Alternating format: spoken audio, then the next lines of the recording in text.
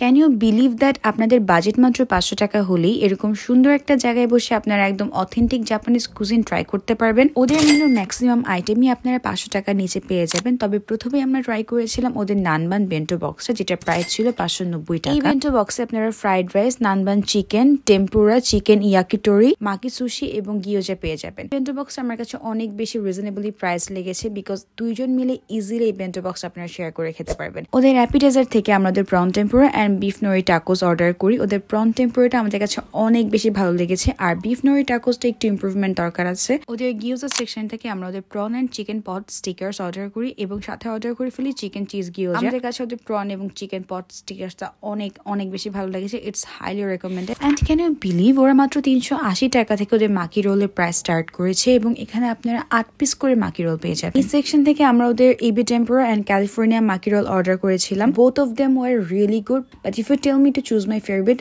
I will be choosing ebi tempura maki roll. Tokyo Bonmaru রামেনে আমার কাছে ফ্লেভারের ল্যাকিংস লেগেছে, বাট ওদের শোয়ু সিফুড রামেনে আপনারা অনেক রকমের সিফুড পেয়ে যাবেন। সো সিফুড লাভারদের জন্য মাস্ট ট্রাই। বাট আপনারা যদি আমার মতো স্পাইসি রামেন লাভার হন, তাহলে অবশ্যই ওদের স্পাইসি শোয়ু চিকেন রামেনটা ট্রাই করবেন। আমার মনে হয় এত রিজনেবল প্রাইসে এত ভালো জাপানিজ কুজিন ঢাকায় অন্য কোথাও সার্ভ করা হয়। সো আমি বলবো একবার হলো আপনারা ওদের খাবার ট্রাই করে আসুন এবং let me know in the comment section if you like their food or not.